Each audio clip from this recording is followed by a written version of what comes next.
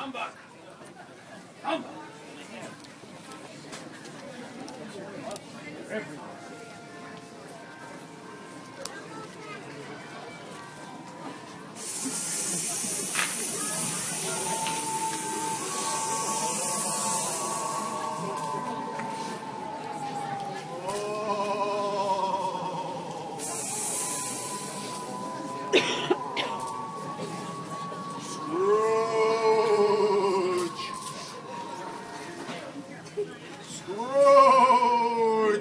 Humbug! Who are you? Ask me who I was. All right. Who were you then? In life, I was your business partner, Jacob Marley. Oh. What do you want from me? Much. Sit down, Jacob. Oh.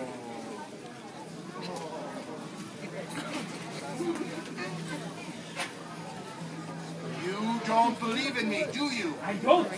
Why do you doubt your senses? Because a little thing affects them. A slight disorder of the stomach makes them cheap. You might be a bit of bad beef. Piece of cheese. A fragment of underdone potato. There's more of gravy than grave about you. Humbug, I tell you. Oh! Humbug! Mercy. Man of the worldly mind, do you believe in me or not? Yes, I do. I must. But why do you walk the earth? And why do you come to me? It is required of every man that you walk abroad amongst your fellow man. If your spirit does not go forth during life, it is condemned to do so after death. It'll be doomed to wander the world and witness all the good things you cannot share, but might have shared. We've been doing this for 9 years, for God's sake. Why are you chained and fettered? I wear the chain I forged in life. I made this link by link, and yard by yard. You have my sympathy, Jacob.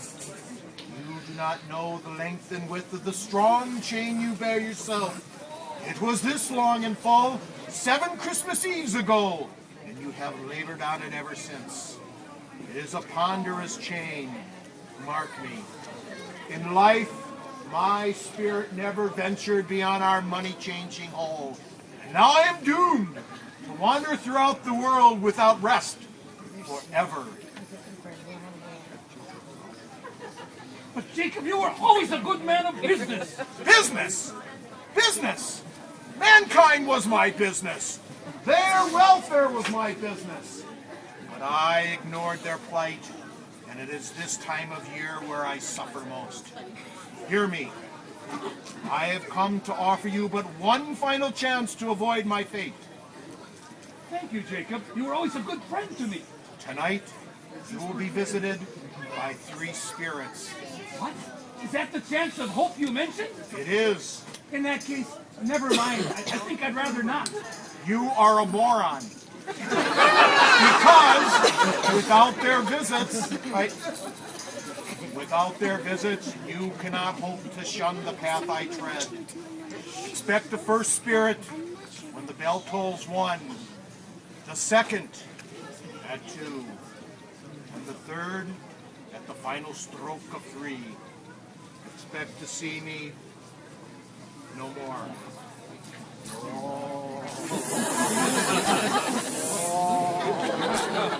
Did you get serious?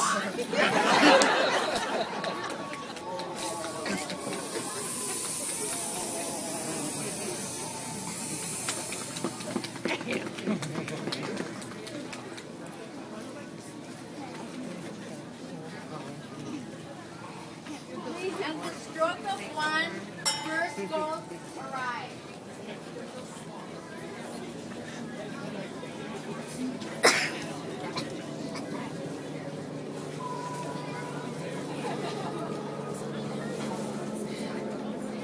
I am the ghost of Christmas past. The spirit showed Scrooge his life as a young boy. He remembered how sad and lonely he felt at boarding school. His father had refused to let him come home for Christmas. Next, the spirit showed him his first job as a clerk at Mr. Fezziwig's. Scrooge saw himself as a young man dancing at Mr. Fezziwig's Christmas party.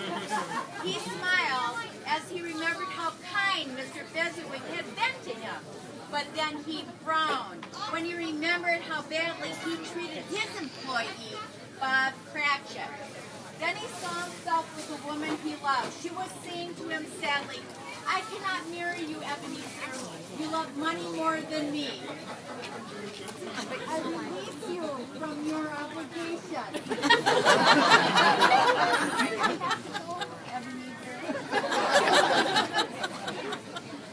Do that line again. What a fool I was, Spirit. Practice till you get it right. When the clock struck 2, the second spirit arrived.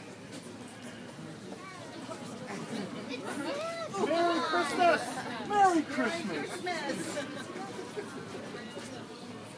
I am Who the are ghost. I am Ebenezer Scrooge. Who are you? I'm the ghost of Christmas present. I need to show you something. Come. The spirit showed Scrooge Bob Cratchit's house. He saw that Bob's child, Tiny Tim, who was crippled and ill. Yet the boy remained so sweet and cheerful. Even though the Cratchits were poor and had little to eat, they remained happy. After Christmas dinner, Bob Cratchit made a toast. Mr. Scrooge, long life to him. God blesses everyone.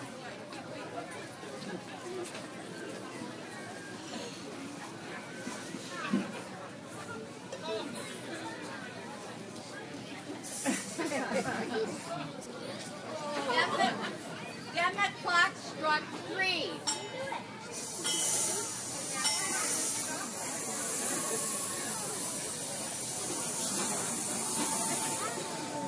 Oh, Spirit, I fear you more than all the others. The spirit showed him things that were going to happen in the future, but he did not like what he saw. The spirit showed him the Cratchit house. This time the family was not married, and Scrooge knew why. Little Tiny Tim's chair was empty, and only his crutch remained. Spirit, tell me Tiny Tim will live. But the spirit was silent. Then the spirit showed him the bank where he did business. The businessmen there were talking about someone who had just died. Who will get his money? I don't know. He had no family, no friends. By the way, you going to the funeral?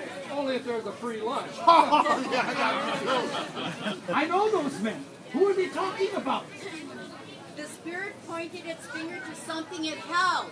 It was a tombstone, and with the name written on it, Ebenezer Scrooge.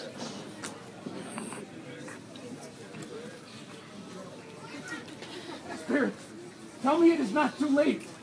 I am not the man I was. Please, give me one more chance. I am not the man I was. I am not the man I was. I am not the man I was. But Scrooge was true to his word. He became a friend to all, and always kept Christmas close to his heart. Merry Christmas, everyone!